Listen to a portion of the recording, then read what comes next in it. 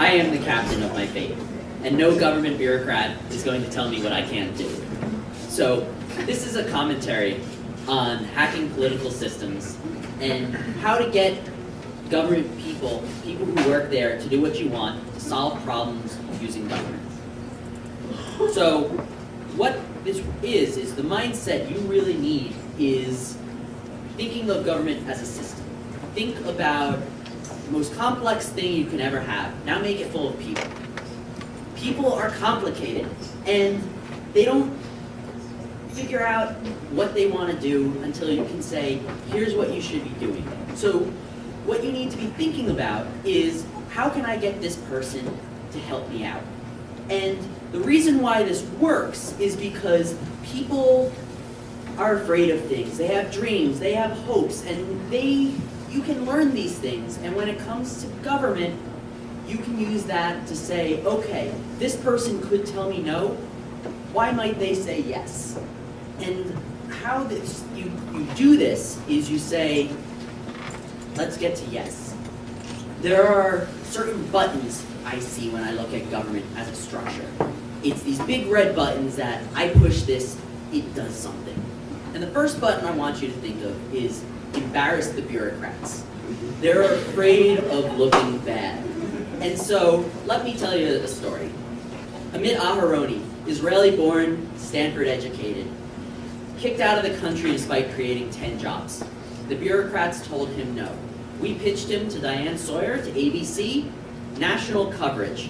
The next day, immigration said, oh, we changed our mind. Come back to the country, please. This works. It's a button. It said, okay, the bureaucrats said no. Press, embarrass them. Yes, great. This works because they feel that the status quo was the safe option. It is, so you ratchet up, and they made the wrong decision. Embarrass them. Unfortunately, this works in a certain situation. There are other situations where the bureaucrats haven't made their decision public yet. Maybe if you were to embarrass them then, they might have said yes, but they're certainly not going to once you've made them look bad. So another trick that I found works is the bigger stick. Someone may say no. You're pretty sure they don't really understand what you've just shown them. Figure out who you can explain it to and convince them to say yes. The story here is a Pakistani founder, has created 30 jobs already. He's trying to avoid getting kicked out. He could create 50 jobs if he were to get his visa. The Senate can't tell immigration to say yes, but they can certainly say, yeah, don't worry about this guy for right now. He's cool. He's with us. Until the person has grown their company enough that immigration can really understand. Because, they don't really know startups. The question is, how does this scale? How much time does each case take? And you want to figure out how to help everybody.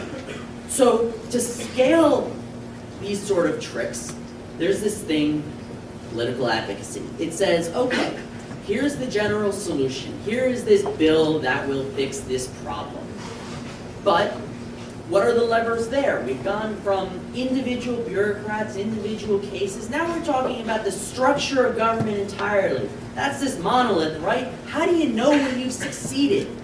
Well, you can say, okay, we've passed a bill. But that's at the very end. You need to look earlier. Who's supporting you? Who's taking you to that next level? These are the sort of milestones where you can look and say, hey, I'm making progress, and the rest of you all should take note. The government has some very specific things that the rest of us are like, that's not anything. So you need your cause, you need to say, why are people backing you? What are you doing with this? And once you have these tools, these tricks, you can apply them. Mine is immigration. It says, okay, these are people that are contributing to the American economy. They're creating jobs.